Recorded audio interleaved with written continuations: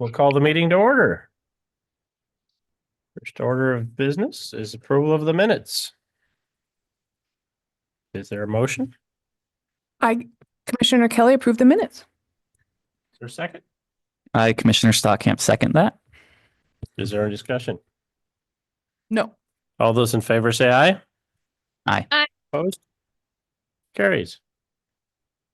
All right. Is there any members of the public here who would like to speak on any items that aren't on the agenda? And nobody on Zoom either? It's easy. Action items. Deliberations on clear and objective housing text amendments, Goal 5, Title 18. Tanya Saltzman. Oh, yeah. Sorry. Thank you. We're just messing with you. I always have to look to see where I'm sitting. Thank you, planning commissioners. Excuse me. Can you hear me okay? We can. Okay, great. Thanks. My name is Tanya Saltzman. I'm a senior planner in the Long Range Division. I'm here tonight to present, excuse me, deliberations for the clear and objective housing text amendments for Goal 5. In your memo, I have a summary of the procedures thus far, of the amendments themselves, of the comments received, and then a little bit of discussion. And I'll just kind of go in that general order, if that's okay with you all. The hearing was held 2 weeks ago on April 24th, 2025, before the Planning Commission. And I'll summarize the comments received during the hearing later. But at that time, the verbal portion of the public hearing was closed and the written record was held open until April 30th at 4 p.m. As a reminder, all of the record materials and everything associated with this project can be found on the project website, bit.ly/Deschutes Clear and Objective Goal 5. I'm going to, and I should say that we also have our consultant team here on Zoom. We have Matt Hasty and Kate Rogers. Hi. Couldn't see you, so I temporarily forgot about you. I apologize. So they're here to help answer any questions as well, and they've been instrumental in crafting these amendments. So again, extend our appreciation to them and for them being here. Just a brief overview of the amendments. You've heard this many times before, but this is the third package of the Clear and Objective amendment project. These pertain to Goal 5 resources, which generally address scenic resources, wildlife resources, historic, but not as part of this package, resources. So, and I have a list of the chapters that this touches in the memo. So, the hearing testimony, I'm going to just provide a brief summary. We received three individuals provided written testimony prior to the public hearing itself, and one person provided verbal testimony during the hearing. Those comments are all available in the record online at the URL I just noted. I just have a brief summary of those testimonies, those pieces of testimony that were provided, and then I'll circle back and discuss some of those. So we received testimony from Central Oregon Land Watch. They noted as most people did who testified, the significance of the Goal 5 protections and of this project, that it is not small. And we appreciate that as staff. And basically, Land Watch had three components to their comments. The first two are more kind of organizational and for clarity. The first was just talking about the way that staff and the consultants organized just staff, I would say, organized the planned and cluster developments amendments. We removed some of those references from a list of uses that are permitted in each of those zones, and they found that potentially confusing. Land Watch suggested maybe having a table that just kind of hashes out all of the uses available in those zones. The second thing that they noted was the siting standards in the wildlife area combining zone, pertaining to the requirement to site a dwelling within 300 feet of a road or easement. The language has historically been a little bit difficult, talking about when it existed, did it exist prior to the certain date or as of a certain date? So they provided some language suggestions to help clarify that, both the existing discretionary path as well as the potential clear and objective path. Lastly, and this is probably their most significant item, they maintains that the county may need to, quote, apply Goal 5 in consideration of these proposed amendments, which this would include identification of significant resources, doing the EC, the Economic, Social, Environmental, and Energy Analysis, where you measure the potential effects of the regulations, basically reopening that box of Goal 5, of Goal 5, excuse me. They acknowledge, or they state that a post-acknowledgement plan amendment that amends any portion of an acknowledged plan or land use regulation adopted in order to protect a Goal 5 resource triggers that requirement to apply Goal 5, even if regulations don't result in a change to the protection for the resource. And we'll circle back to that, and I might rope in our legal counsel on that, but we do have a response to that, and we thank them for their comments. Next up, we had Jessica Wilkes on behalf of Oregon Department of Fish and Wildlife, and we discussed this a little bit during the hearing. ODF&W provided a letter, again, acknowledging the difficulty and the complexity of this project. So thanks for that. And just noting that the existing Goal 5 program by design is meant to be discretionary, especially for things like the sensitive bird habitat and the wildlife area combining zones. The existing zoning often mentions consulting with the wildlife biologist to find a solution, to say that there's been no net loss of habitat or that type of thing. And by definition, the clear and objective mandate removes that. And I'll continue with that testimony or comments on that testimony in the open record testimony, because there was some follow-up to that after the discussion with the Planning Commission at the hearing in terms of what they were actually asking the county to do with those amendments. The third piece of testimony received was from our own Matt Cyrus, our chair of the Planning Commission. It was mostly meant, if we're understanding it correctly, to queue up the questions in advance, which staff found very helpful. So thank you for that, that we discussed concerning cluster and plan developments, and just if certain regulations that he noted in the amendments had already been there, or if that was coming from scratch, specifically the acreage, the minimum acreage sizes in the wildlife area combining zone. So we did address that verbally during the hearing. And lastly, we have our sole in-person testifier, Casey Roscoe. Thank you for participating. She provided verbal testimony. She addressed several issues. One was about, or a couple were about the paint palette that was provided in the clear and objective pathway in the landscape management combining zone. She noted that one particular brand was cited in the zoning, and she maintained that not enough options were provided. I'm summarizing this very briefly. She also spoke to the general limitations about the wildlife area combining zone in general, including what uses were allowed or not allowed, as well as the county's ability to require conditions of approval for outdoor assemblies in the WA zone. And again, I'll comment on that in a moment. So once the record was held open for just under a week, a lot of that was based on the conversation that the Planning Commission had with staff, was to get a little bit more input from ODF&W about sort of their intentions and their comments, and what they might envision as maybe revisions to these amendments, as well as, of course, asking the public to weigh in as well on any part of this. So we received some follow-up testimony from ODF&W. Basically, they noted that their comments were not meant to say that we need to do additional things. Initially, they had said ODF&W recommends continued consultation with state and federal agencies to protect Goal 5 resources. We possibly interpreted that as we need to change these potential regulations to build that in. And we were looking in ways to build in some sort of consultation with either a biologist or a biologist from ODF&W.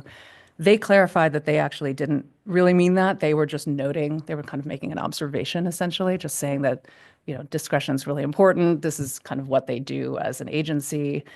So they did not They did not recommend making any changes. They recommend maintaining the existing zoning. So it's a little bit of a misinterpretation on our part that we kind of jumped the gun. They clarified that. They said that the proposed language is fine as is. That requires compliance with the existing EC analysis, and they're essentially good with what we have. And then lastly, we got some follow-up comments from Commissioner Williams, who's not in attendance tonight.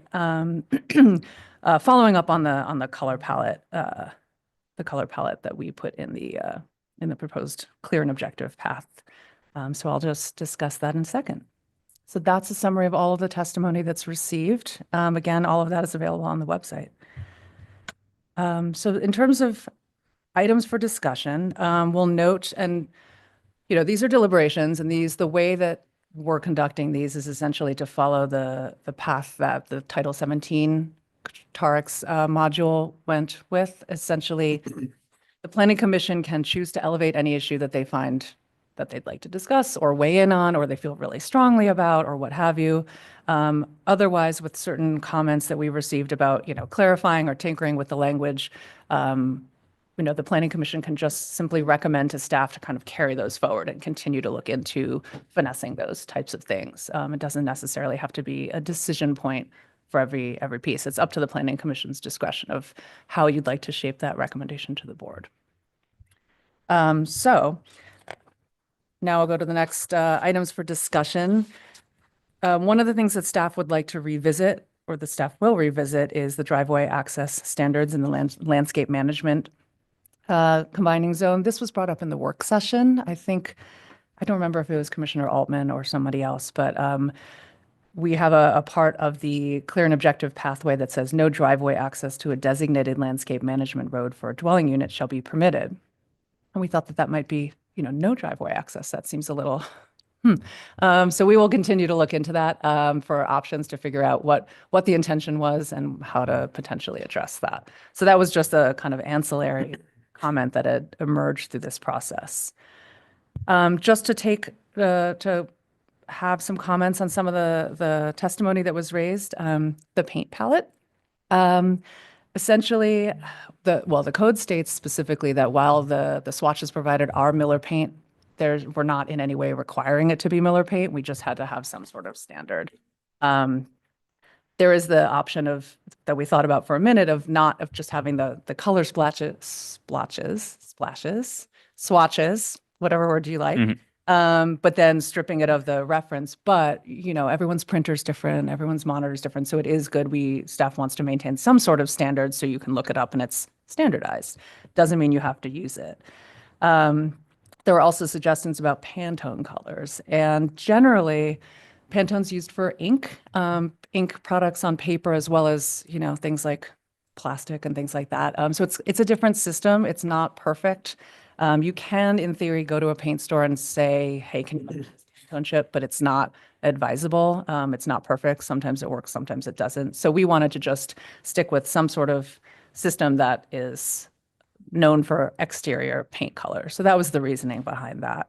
And the reason for having the amount that we did is it's 1 page worth. We thought it covered the palette. I don't know if the consultants have anything to add on that. They were instrumental in selecting this. You have to limit it somewhere, so we limited it to that 1 page. So that's our response to the paint palette issue.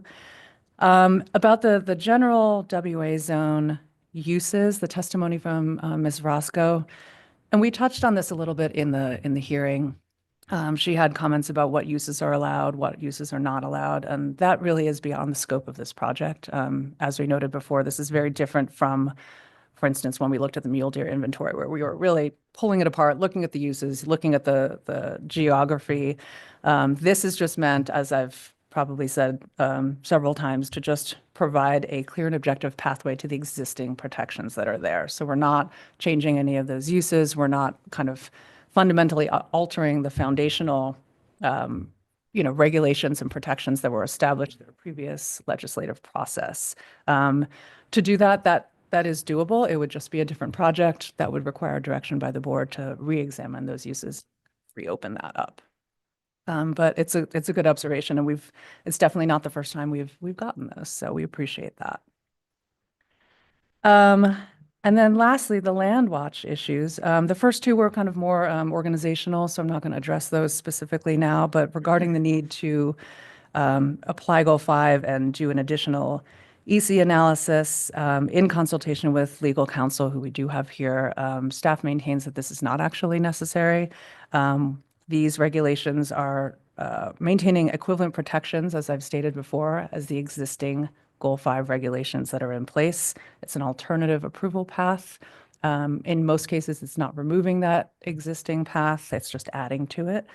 Not adding new uses, not reducing uses, not changing the protections. So it's staff belief that that what we've done has been sufficient. Well, I'll note that we've also run this approach by DLCD, and they seem to be okay with it, with this approach.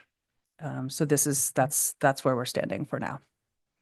But we thank them for their comments as well. And we discussed that a little bit in more detail in the findings document, talking about why we're doing it the way we're doing it. So that was me talking for quite a bit. Going to take a deep breath. The staff has, I'd like to open it up to the Planning Commission if there's anything that I mentioned that you'd like to circle back on, any other items of note, or just how you would like to, if you'd like to issue a recommendation to the board and proceed that way. So the commission has several options. You can continue deliberations to another date certain. You can close deliberations and propose a recommendation during this meeting. If you do provide the recommendation, the options include approving the amendments as drafted, approving the amendments with suggested edits or suggestions to just carry certain issues forward and look at them before the board, approve certain parts of the amendments and deny others, deny everything altogether, or other. So I'll leave you with that. Thanks. Hey, thank you. So last time, I thought it worked fairly well. We went through page by page, and if any commissioner had a suggestion on that page, we address it and then move on. Is anybody have a better idea? You proposing to go page by page again, Matt? Or- And that's my thought, unless somebody just wants to pick out pieces and go directly to those areas.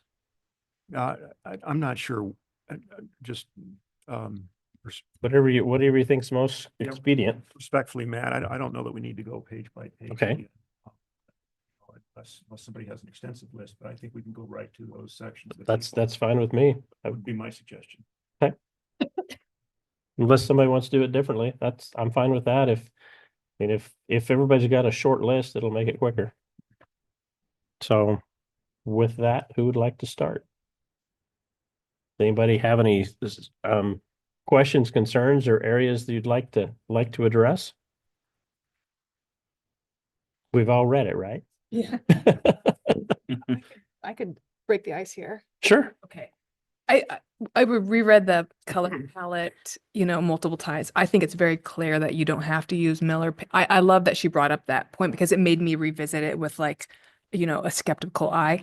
And I think that then I started thinking about, like you said, if you don't have a reference number or name, how do you even know where to begin? And so I think I support that section.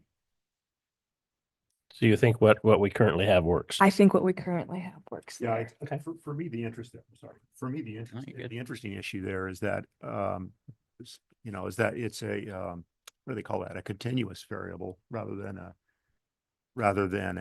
like an integer, so that arguably with colors, right, you can continue to infinitely divide them across the visible spectrum, and yet we're compelled theoretically here to have clear and objective standards. So it's kind of it's an interesting exercise of trying to overlay a clear and objective over something that by its nature kind of isn't, but I'm satisfied with as it is. Okay. Yeah, I think the language where it says required to match the colors in the palette. Yeah. I mean, it's essentially an or equal language. So I think that works. And I was also thinking, I think Miller Paint's not going anywhere. I was like, oh, what if they go out of business? I was like, yeah, I feel like they're good. If that ever occurred, we could always, Yeah. revisit change the Well, brand and. Even if they did, I'm sure you could find this palette somewhere. Matching. So, Commissioner, you have any Do you have any other issues you want to address? I guess one question I had was staff was just saying that you're not too concerned about that third proposal from Central Oregon Land Watch's comments. And it talks about an EC analysis in there, I believe. Whose burden is the EC analysis? Is that what would be on the applicant or is it the staff? So is it something that would it eat up a lot of staff time? Because that's what I just want to be conscious of. Us, it's staff. So basically, when we craft regulations, we have to say, that's part of the findings, basically. So we have to say, we want regulation A, B, C, and those are the protections, and this is how we got to that. Yeah. That's where you weigh all of the, economic, social, environmental, and energy consequences of, protecting it fully or having, these various scenarios. So we run through that as staff. Mhm. And there's reference, the ones that we have are they were from the adoption of most of the wildlife area combining zones, so mostly from the 90s.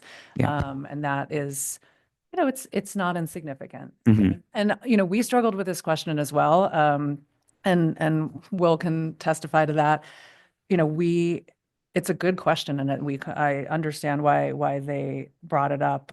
But when we thought about it and kind of looking at the mission of this, this task at hand is to just basically translate into an equivalency, we maintain, and with the support of legal counsel, that it's not necessary to kind of reopen that box because those protections are staying the same. But yes, it would be a staff thing that occurs in the findings. Okay, I appreciate that input because I also appreciate the staff input on just the views on that because it seems like it's a pretty high burden that then gets created and could be very costly and timely on staff, which is already pretty limited time is my understanding. So, yeah.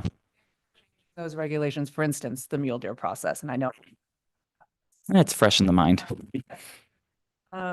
that had an entirely new EC analysis Mm. because we were changing those uses, changing where it applied. So that's kind of an example of the other way, like the other type of project that would entail that, where this is not that, in our opinion. Okay, thank you. That was just one of my concerns I wanted to. Do you have any other areas of concern within the proposal? Not at this moment, no. Okay, Again, go ahead. we discussed the 300 feet from an existing road. Yep. Um, Yeah, which page and section or do you recall off? I don't recall. It could take me a second to find it. So that, Land Watch brought up that they would like the words, in continuous use added to it. And so I was wanting, I don't have an answer, but I was kind of hoping to have a discussion about Certainly. pros and cons to adding that language. This is a good one. Hello, your planning manager, Will Groves. So much Right. history here. So I have spent a lot of time in the old dusty paper associated with this one. And what had happened is that in 1992-ish, there was this discussion about trying to cause dwellings to stay near existing roads. There was a concern about the habitat impacts of relatively remote dwellings, the dogs that come with them, the traffic and all of that. And what was settled upon was that new dwellings would need to be within 300 feet of a road in a wildlife area combining zone. That was the deal, plus some exception criteria. And people came to that, and I've actually looked at the letters. They said, hey, I just dug a driveway. I just, went out, created a driveway. I was about to get my approval. I haven't applied yet, or, I made this driveway last year. It was really expensive. It's going to my home site. It's perfect. Can I please just finish my project? And so at the moment, what people were concerned with, what the county was concerned with was the idea that, look, if your driveway is already there and the rule comes into place, you can still use it. Your road, your driveway. But what we don't want to see is we don't want to see a network of new roads being formed after the fact that, that go way out in the middle of nowhere and thus further fragment the habitat. That was the gist of the discussion at the time. It was vigorous. There were countervailing opinions, but that's what landed. What I think no one ever contemplated in that process is that it would be the year 2025 and that there would be roads that existed in 1992 but don't in any meaningful way exist now. And so I think Landwatch aspires to a reading of the code, as I understand it, having talked to them on this matter, and they're based on their letter. They aspire to a reading of the code that says, look, if your road has ceased to exist, whatever that means, that it's no longer eligible. So it existed in 1992, but it is a forest now. And that is not what the code says. It's not what the drafters intended at the moment. And to change that would be a policy choice. It would be an additional position to say, look, these rights now, in addition to these rights existing at a time, they also can be extinguished by a mechanism. And I think it's a valuable question. Hearings officers have spent a lot of time here, and those hearings officers concluded that the language said, if it existed in 1992 and not a day after, you're good. So it produces maybe an unwelcome effect, particularly, if, you're like, look, there's not even a road there anymore. You can't drive there. You need, and so it would be a policy choice, but it's a change, and it's something that really would deserve a full vetting. It deserves the community to talk about it and say, hey, do we mean to extinguish these rights? The people at the time didn't think about it, and the language as it's affected now hasn't extinguished those rights, and hearings officers have had repeated procedures that have found that those rights have not been extinguished. So I feel like, and certainly you're not precluded from either asking for this to be done or recommending that it be considered, but this is one of those Christmas tree ornament problems. This is a big ornament and probably deserves a 5-hour hearing as opposed to an afterthought as a part of this process. So many things, it'd be great to fix them and to have those community conversations. This is, for 3 words, that they'd like to put in there, this is a big one. My personal opinion is I think the language should stay what it is. It was a right that was fixed in time. And just because a tree grew up in the middle of a road, and then you're going to have to find what's continuous. Is it once every 5 years? Is it once every day?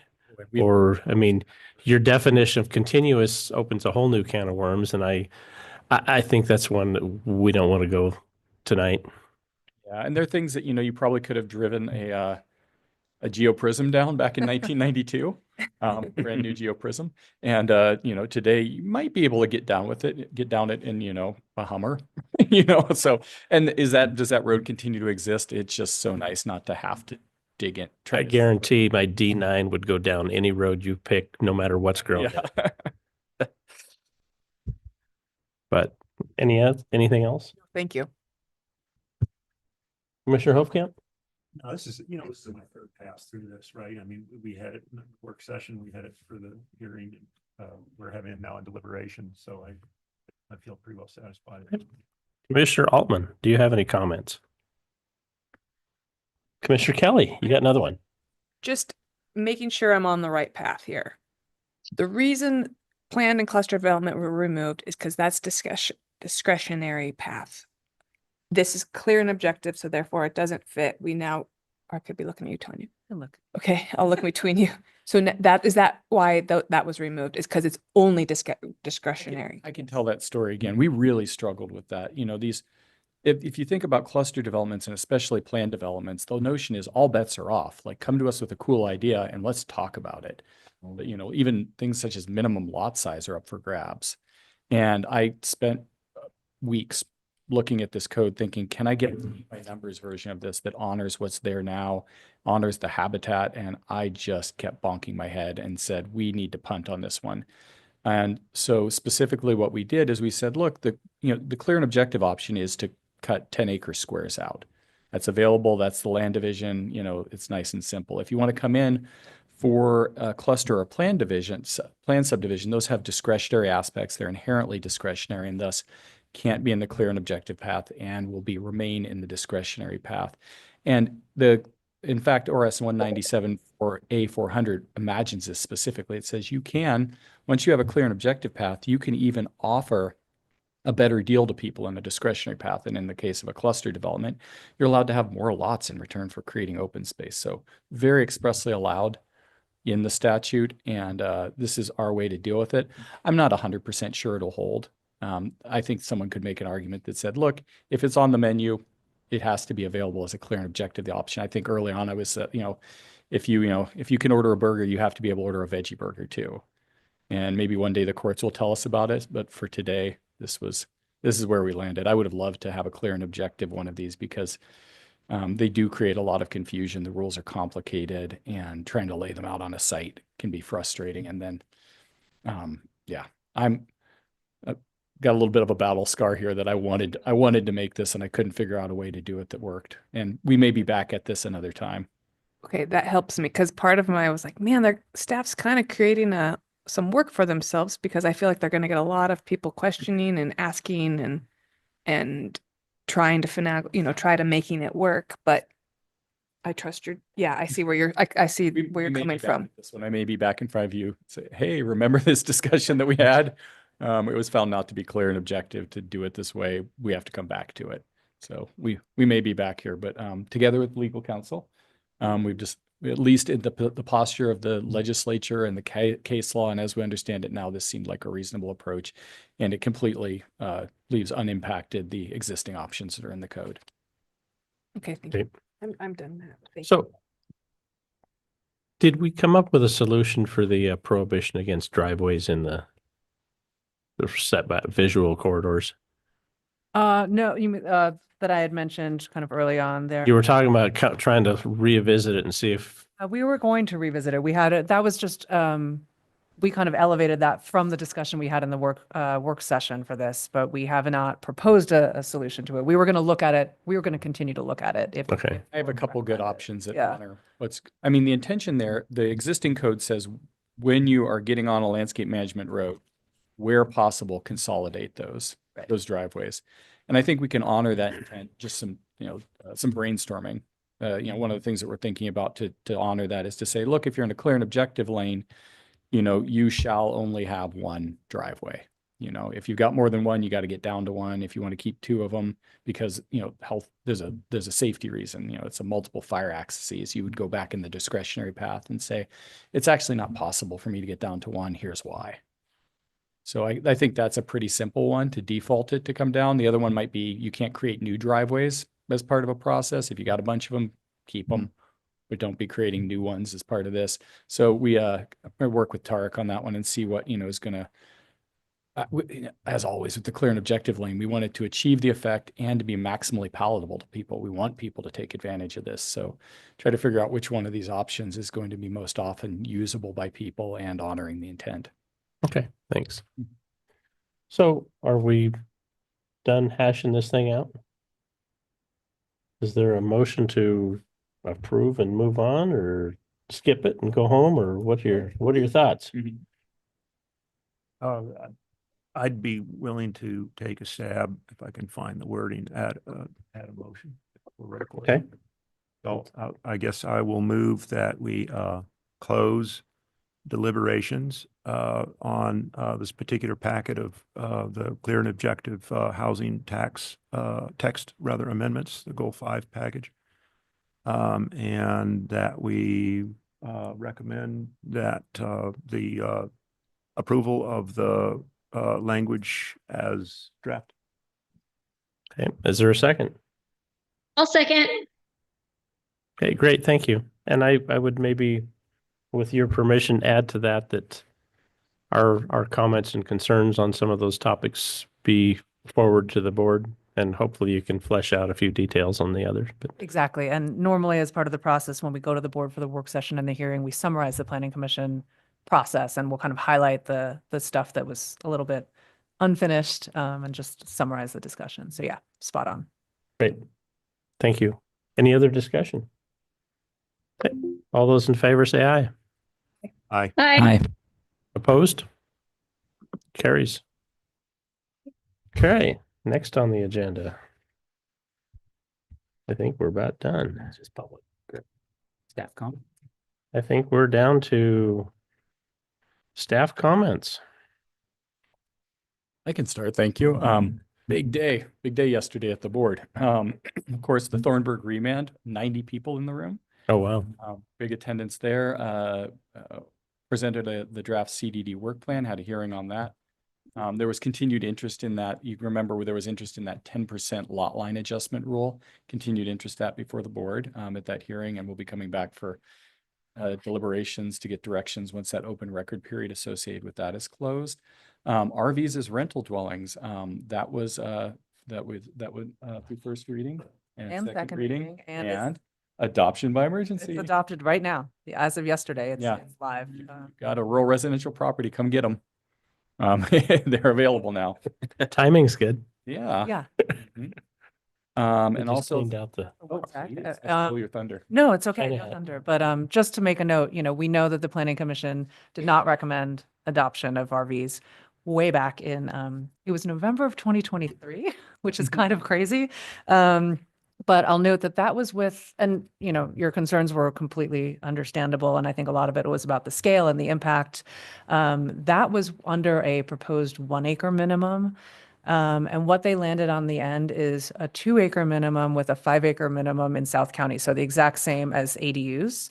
So that made, I think, the eligible number of properties go from about 13,000 to 7,500. So it will potentially, you know, affect the number of eligible properties and therefore the impact. So, you know, that may or may not address some of your concerns, but that is the major change from the version that the Planning Commission saw.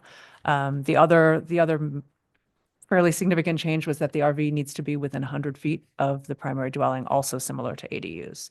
So again, that's intended to minimize impacts on neighbors and wildlife and that type of thing. So those are the kind of the big items. We do have a website up that show all of the final criteria, or you can just email me or call me and I run through it with you, but those are kind of the biggies. So that's its transformation since November of 2023. Right, thank you.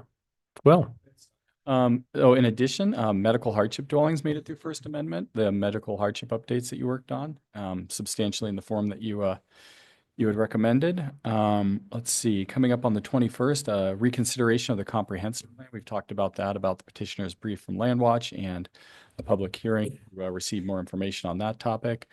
Second reading of hardship dwellings, clear and objective Title 17 in front of the board for a work session on the 21st, heading towards hearings and deliberations. Something else you'll be excited to know is that Tanya has a new project on her list. That's what it is. Begins with dark skies, huh? Guys, it's really going to happen. I just jinxed it. But yes. We have meetings on our calendars. It's so exciting, you know, always some risk that the board sends us in another direction, but for the moment, it is moving. We have a tentative hearing date of July 10th. Cool. Great. No, maybe. Go ahead. Something of interest is I heard in the news, and I hope this is appropriate for me to have it. As I heard in the news that I want to say Sisters High School had like a really big, a lot of their students had like a really big part in, I think the City of Sisters has a dark sky ordinance, and just some students had, and I didn't know if that would be I think that we could. it might be kind of cool to involve, I mean, because I know that's something we wanted our it was like more in particularly student involvement or young people involvement.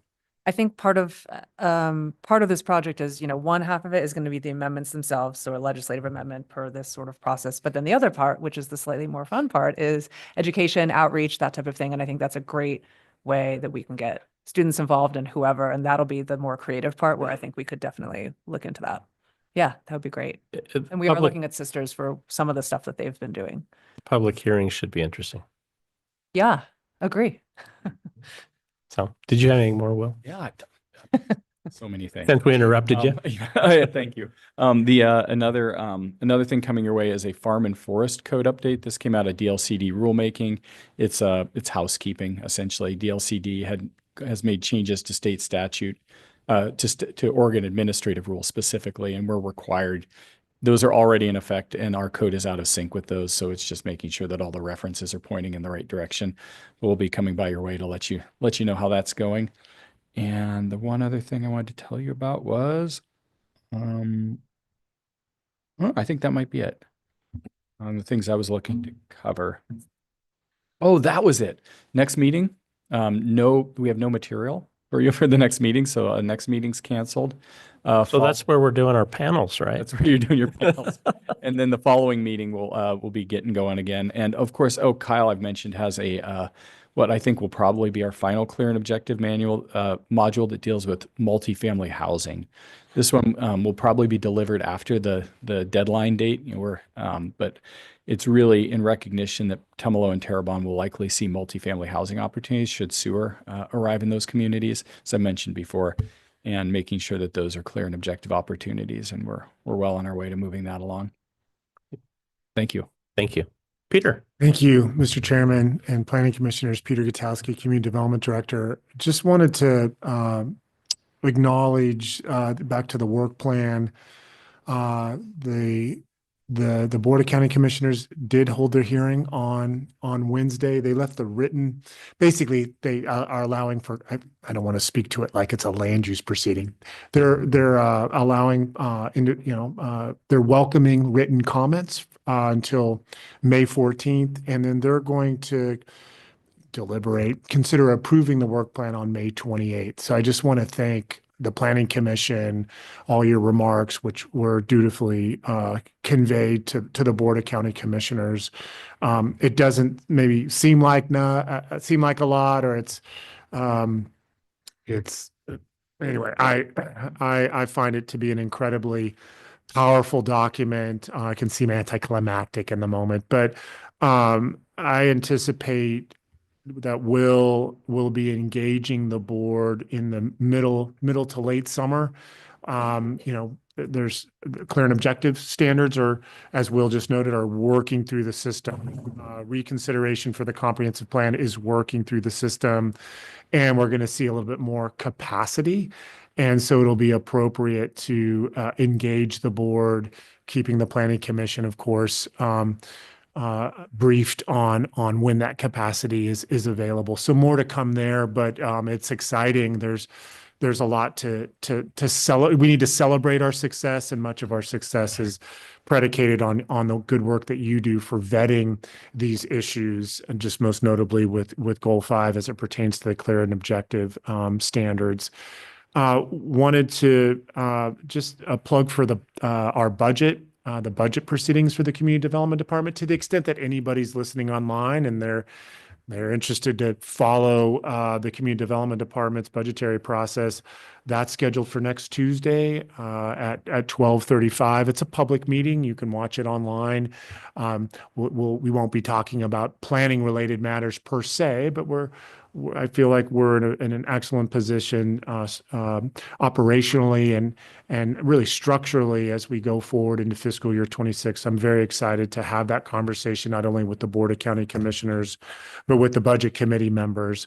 And then I guess just to kind of put a pin in it, Will just highlighted the many of the projects, the items that were before the board yesterday. And, you had a direct role in three of them, the medical hardships, the RV as rental dwellings. And I, on that point, just very, very briefly, the county commissioners acknowledged the input that you provided, as they were, I think, welcoming the opportunity to adopt the provisions that Will and Tanya and our entire team, this type of program touches code enforcement potentially, to bring people out of code enforcement that are using RVs. Obviously, there's some structural elements with a pedestal. It touches on-site wastewater. Of course, there's a land use permit that's required, ministerial permit. And in any event, you were recognized for the vetting that you did on that project. But to back out, when you look at the list of the items that were before the Board of County Commissioners, not only touched by the Planning Commission but by current planning, I'm really proud of the work that our team is performing. It's difficult, and complicated. There's matters of first impression. As Will noted, the Thornburg proceeding was as spirited as I can remember Thornburg being. There was a lot of passionate testimony. The tribal council was in attendance. Their legal counsel was there. And in any event, these matters are complicated, but nonetheless, I think our team throughout that entire day did an excellent job of presenting the issue before our decision makers. For some, they adopted RV, as rental dwelling text amendments by emergency. Others, the hearing is still open for Thornburg. But nonetheless, it's an opportunity to kind of put a plug in for our department, the good work that we do. I feel like it gives us a little bit of a tailwind going into the budget committee. I mean, our work is public facing. And again, it remains as complicated as ever, but just proud of our team, and the planning commission is a big part of what we do. And I want to recognize that tonight, and I try to do so regularly, and just emphasize that the board recognizes the good work that you're doing as well. You are vetting very complicated, kind of esoteric terminology. You're spending time, questioning its intent. Even the brief conversation today, I thought was very informative. When you think about the intent of the way the code is structured originally for the 300 feet to a dwelling, and when that road was established or recognized. So that's all I had. Thank you for a very productive spring, and we're very excited to engage you in starting in June on some projects that have been on the back burner for a little while. But the work that you provide us and contribute to really is meaningful, not only for this department, but for the community. So thank you for your service. And Mr. Chairman, I'll turn it back over to you if you have any questions. Thank you. Stephanie?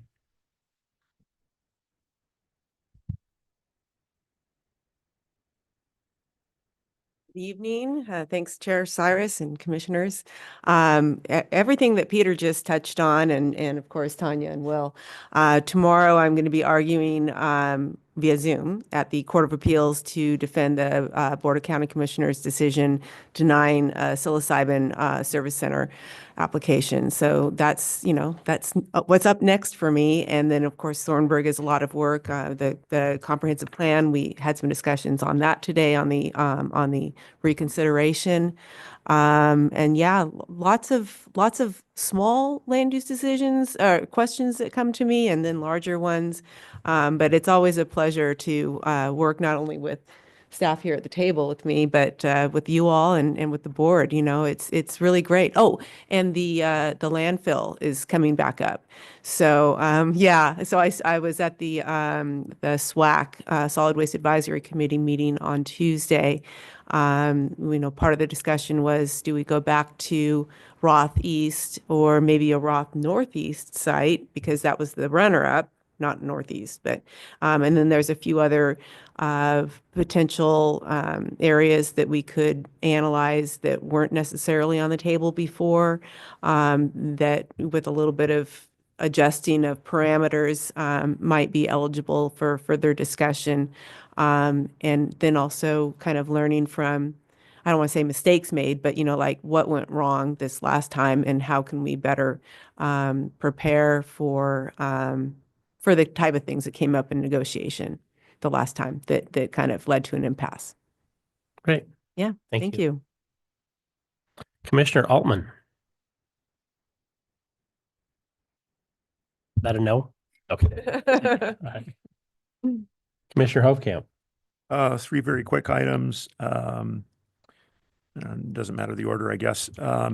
Interested, as I suppose all of us land use geeks are, in the really titanic movement of homeless folks from south east of town in China Hat to locations, especially north of town, from federal lands to, I suppose, in part county lands. I'm unsure of exactly the designation of, I guess Juniper Ridge is city lands, but the county has some jurisdiction there too. But anyway, I'm already seeing, I assume a lot of us are, as you drive north, some of that activity as folks are moving there. And I think that His sister's got a few too. all right. So that's going to be an ongoing issue. We haven't solved the problem, just kind of moved the problem around. So it's got my attention. Congrats to Tanya and her team in moving this most recent package of text amendments along to the next step. Still going before the commission. And I think we talked about this last time, that there will be subsequent batches of clear and objective text amendments coming to us whenever it makes sense and whenever they're ready to go and packaged and stuff. So I look forward with great anticipation to another big package of clear and objective text amendments. And then last, just a question, and I don't know if this is, you guys decide, more appropriate for planning staff or for legal counsel, but I note in regards to the item tonight and other items that where there's public testimony that we get sometimes testimony that includes some from some of us, like in tonight's package. Commissioner Cyrus and Commissioner Williams had testimony. So I'm just wondering, and maybe you've told us this before, Stephanie, but you know, it seems a little bit, I don't know, on the surface anyway, kind of odd that we're planning commissioners and we have opportunity to comment during deliberations and elsewhere on issues before us. And yet I also see it showing up in testimony. And I suppose part of this is it's just another avenue when we're not in an open public meeting to have input, and we call it testimony. I'm just wondering if that's, you know, in compliance with public meetings law, if it's sort of SOP, or not. So, That's a really great question, Commissioner Hovkamp. Thank you. You know, I've seen this come up, or I've had it come up in questions around this in the past. And, you know, as planning commissioners, you're appointed, not elected, you know, not that that's really a distinction with a difference, but, you know, taking your hat off as a planning commissioner and making a comment as a public citizen, you know, it's bias is like actual bias is very difficult to prove. The appearance of bias, however, you know, is something I think to be mindful of, just because, you know, you get an interested person that thinks, you know, Commissioner Kelly, she was very clearly biased because, you know, she put in a comment letter that said X, Y, and Z. And the case law is so interesting because, you know, you've got LUBA cases and Court of Appeals cases that say, look, we recognize that our commissioners, you know, and folks come from different backgrounds. And of course, they're going to kind of have a predisposition. The onus is on them to make a statement, you know, I had this contact, or, I sit on this committee. Nonetheless, I believe I can consider this matter in a fair and objective manner. And we see that more at the actual Board of Commissioners stance. And we've had several objections, in fact, just yesterday, as to their impartiality. But, I mean, and maybe I'll just talk a little bit about that. You've got 3 commissioners and 3 political viewpoints, and I think in that stage, rightly or wrongly, everybody knows kind of which side they tend to fall on, and comments that any one of the 3 of them make, tend to kind of fall into that lane that they often do. And I was thinking about this yesterday afternoon after the commissioner's hearing. I was thinking, my goodness, if we allowed everything to grind to a halt, on allegations of bias, we wouldn't be able to get any work done. That's more extreme answer to your question, like, should we be putting letters into the record as private citizens or not? It's almost like a non-answer, because I've said this, several times. It's up to the individual person, the individual commissioner, to make that decision as to whether they do that, knowing that somebody may, I mean, anybody can try to make that argument at any time, so then it's just a question of, like, well, do I want to proceed this way nonetheless? And there is a public perception, I wouldn't say issue or question, but there is public perception regardless, no matter who's making the decisions, in what context, in what format, but as planning commissioners, when you sit and you're deciding issues that are before you, being mindful, like, I'm going to hear all the evidence. I'm going to consider all the evidence. And yeah, maybe I'm really pro property rights, or I'm really pro wetlands or streams, or, what have you. I'm really worried about the mule deer. That might inform, but it doesn't mean that you're going to ignore other other evidence in the record, and that you're not going to try to do your job to consider everything and say, okay, this does comply with goal 14, or, you know, this is a good revision to make to, you know, or to recommend to the Board of Commissioners. You know, we, you know, I can't remember what the vote was on mule deer, but, you know, I mean, it was spirited, and I think personally, it was a healthy discussion for the Planning Commission to have, and then, you know, then it goes to the next step. But our citizens are always watching. So I guess I've always looked at the differentiation between judicial decisions Yes. and legislative. Absolutely. Judicial, yes, we're very strict. We aren't supposed to have an opinion ahead of time, and we look at the record and make the decision, whereas legislative, that's what we're here for.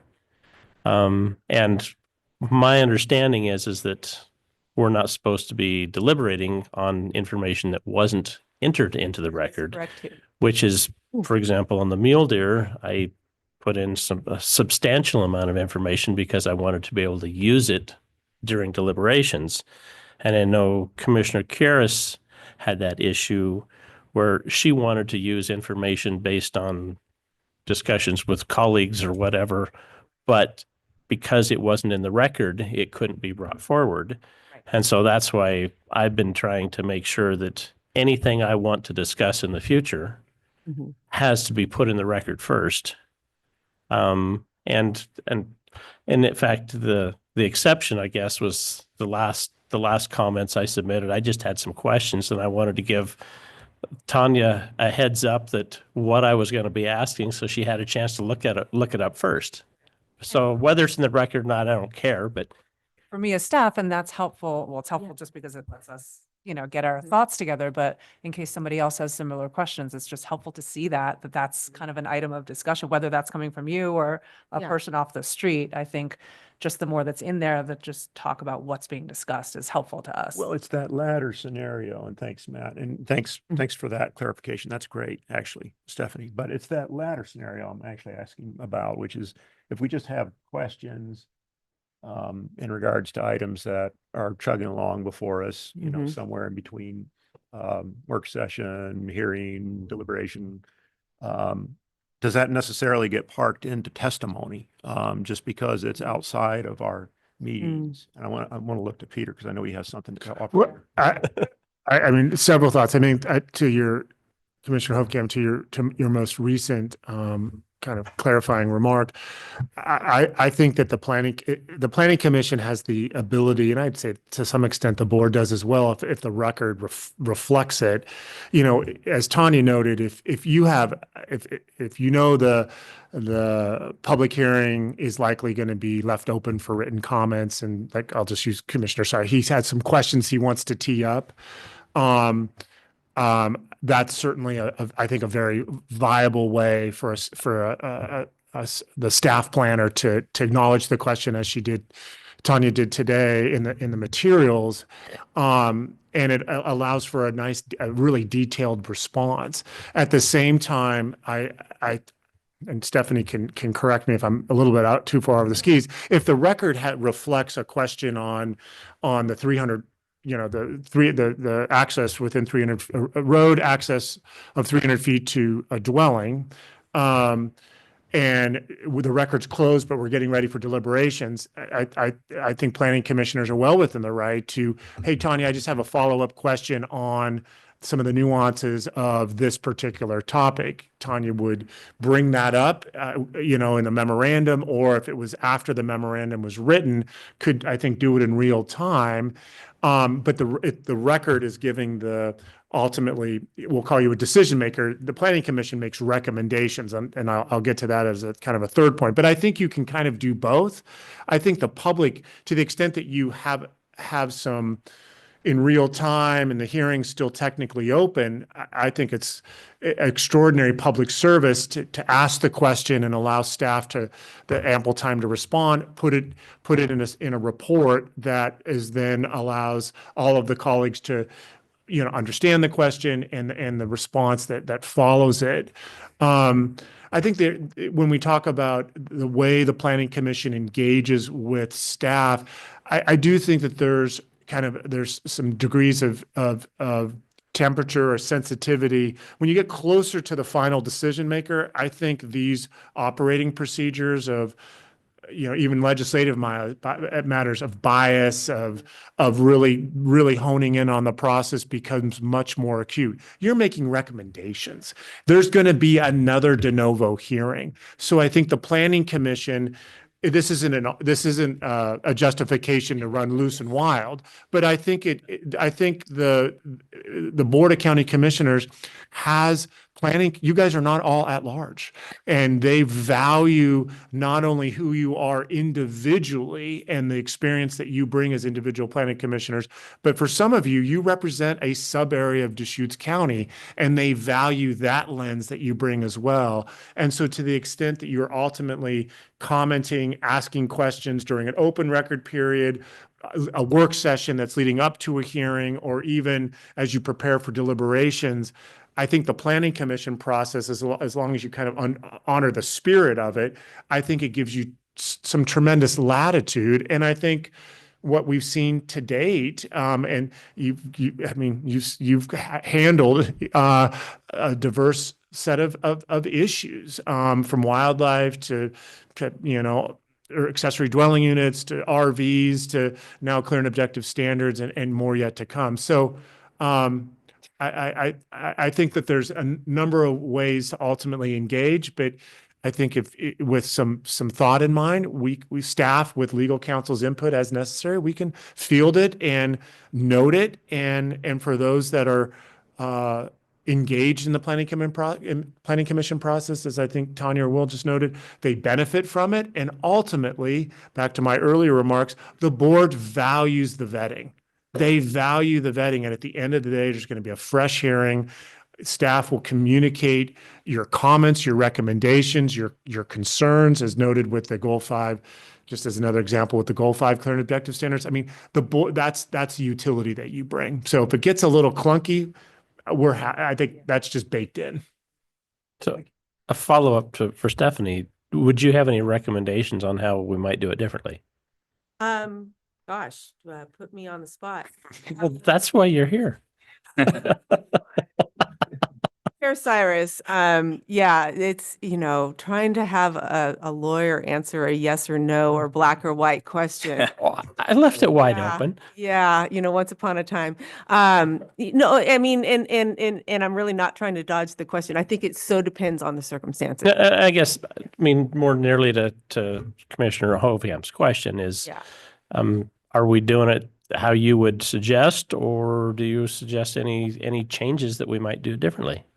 I don't have any recommendations for changes, and I will follow on with what Peter just said. Is you are, you're the here you go board. You've done a lot of work. You've worked through a lot of issues, and it's not just the what's the vote on the recommendation, but the comments and all.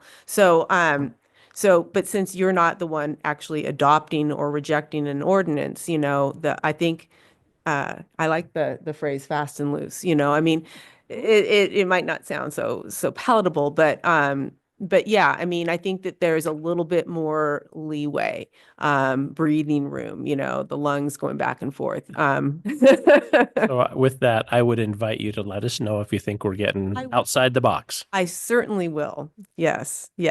Thank you. And I think we'll all know it when it's pending. Like if, clear and objective standards, thankfully, and that's credit again to staff. It's been a very manageable process, but we don't know when that will be, but staff will, if there's a legislative amendment, and staff's kicking it off with the notice that goes to the state, and many parties monitor our websites. They're aware of what we're doing. If we get a sense that we've got a very complex project, a matter of first impression, staff will certainly communicate that in the work session, and you'll know it in real time, and then we can collectively, we do that. Will does that with Stephanie, and even with the chair as you kind of go into meetings. That's really helpful, and so I think we have the tools and techniques to stay nimble, and when those significant community elevated projects are before the planning commission, I think we can all set up systems to make sure that it's not only the most transparent process possible, but that the planning commission is fully engaged in vetting it, so that the public feels like they've been heard. And ultimately the planning commission feels like they're in the best position to make a recommendation to the board. So yeah, and similarly to the planning commission, as you asked, legal counsel, if you have any advice, I mean, we are open to